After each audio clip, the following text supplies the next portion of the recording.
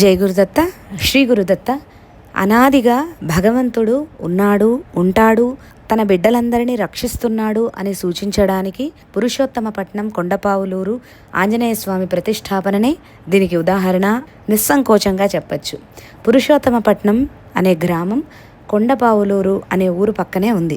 పురుషోత్తమపట్నంలోని కమ్మమ్మెట్ట అనే బ్రాహ్మణ కుటుంబ సభ్యులు ప్రతిరోజు ఆ కొండపావులూరు కొండ మీదికి వెళ్ళి ఆ కొండ మీద స్వయంభూగా వెలిసిన వెంకటేశ్వర స్వామి మరియు ఆంజనేయ స్వామికి పూజా కైంకర్యాలు నిర్వహించి ఆ కొండ అటువైపు దిగి అక్కడ వాళ్లకున్న పొగాకు పంటల్ని అంతా కూడా చూసుకొని మళ్ళీ సాయంత్రం ఆ కొండపావులూరు కొండెక్కి అక్కడున్న స్వామివారికి పూజా కైంకర్యాలు హారతులు అన్నీ నిర్వహించి మళ్ళీ వారు పురుషోత్తమపట్నానికి తిరిగి ఆ కొండ కిందకి వాళ్ళ ఇళ్ళకి చేరుకోవడం ప్రతిరోజు సజావుగా జరిగే కార్యక్రమం.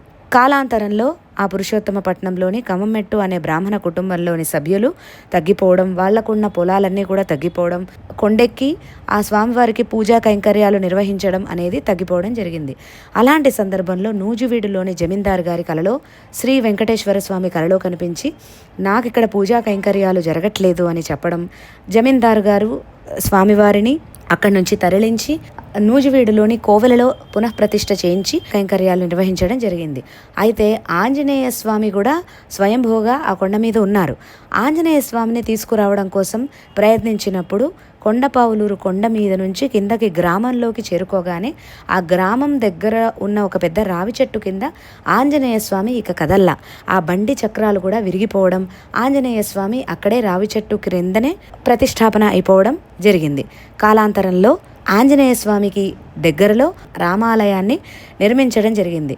రామాలయం ఏ రోజైతే నిర్మాణం జరిగిందో తూర్పు ముఖంగా ఉన్న ఆంజనేయ స్వామి రామాలయంలోని రాముడికి అభిముఖంగా పడమర దిశగా వెంటనే తిరిగిపోవడం జరిగింది. ఇది నిజంగా ఎంత మహాద్భుతం.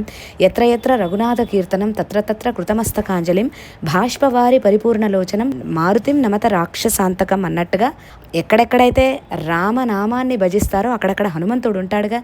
అందుకే రామాలయం రాగానే హనుమంతుడు రాముడికి అభిముఖంగా తిరిగాడు. 1997లో ఆ ఆలయం దగ్గరలో ఉన్న శివాలయాన్ని పునఃప్రతిష్ఠ కోసం శ్రీ గణపతి సచ్చిదానంద స్వామీజీ వారు ఫిబ్రవరి 20వ తారీఖున అక్కడికి వేంచేశారు.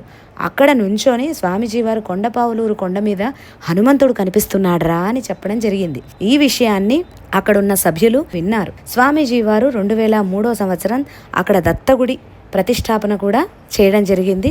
ఆ దత్తగుడి ప్రతిష్టాపన కోసం విగ్రహాలని గమనించడానికి ఆలయాన్నంతా సందర్శించడానికి స్వామీజీ వారు పర్యటన చేసి వెళ్ళారు. తర్వాత శ్రీ దత్త విజయానంద తీర్థ స్వామీజీ వారు 2003 సంవత్సరంలో శివాలయంలోనే దత్తగుడిని ప్రతిష్టాపన చేశారు.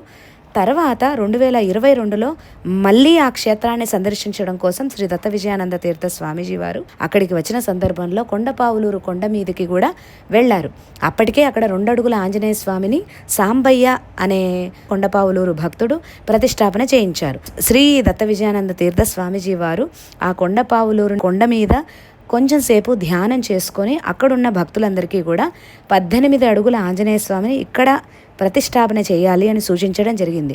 అప్పటికే అక్కడ వాస్తుశాస్త్రజ్ఞులు ఆ ఊరికి నైరుతి దిక్కులో ఉండే ఈ కొండ మీద ఆలయం పునర్నిర్మించడం వల్ల ఆ ఊరికి చాలా మంచి జరుగుతుంది అని చాలామంది వాస్తుశాస్త్రజ్ఞులు అప్పటికే చెప్పడం, శ్రీ బాలస్వామీజీ వారు కూడా 18 అడుగుల ఆంజనేయ స్వామిని ఇక్కడ ప్రతిష్టాపన చేయాలి అని సూచించడం, 1997లో శివాలయం పునర్నిర్మాణం కోసం వచ్చిన శ్రీ గణపతి సచ్చిదానంద స్వామీజీ వారు కూడా చాలామంది సభ్యులకి అక్కడున్న ఆలయ ధర్మకర్త ఆతుకూరి శ్రీ రామచంద్రమూర్తి గారికి కూడా ఈ ఆంజనేయ స్వామి అక్కడ ఉన్నాడు అని చెప్పడం, ఈ మాటలన్నింటినీ క్రోడీకరించుకొని అక్కడున్న కొండపావులూరులోని దత్తభక్తులందరూ కలిసి 18 అడుగుల ఆంజనేయ స్వామి పునఃప్రతిష్టకి కావాల్సిన కార్యక్రమాలన్నీ కూడా నిర్వహించడం.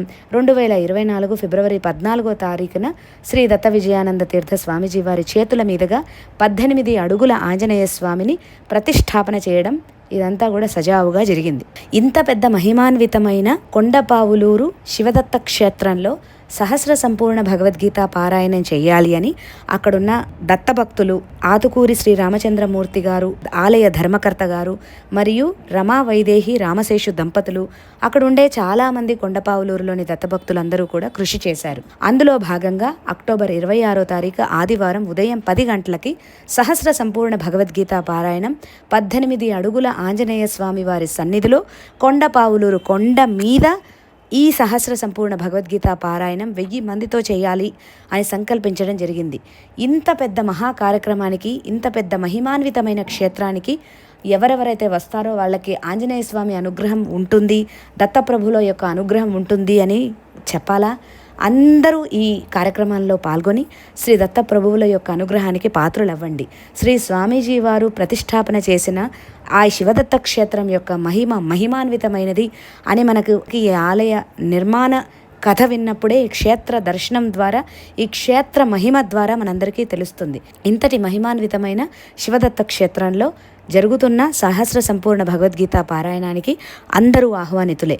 అందరూ ఈ కార్యక్రమంలో పాల్గొని దిగ్విజయం చేయాలని మేము ప్రార్థిస్తున్నాం. జై గురుదత్త, శ్రీ గురుదత్త.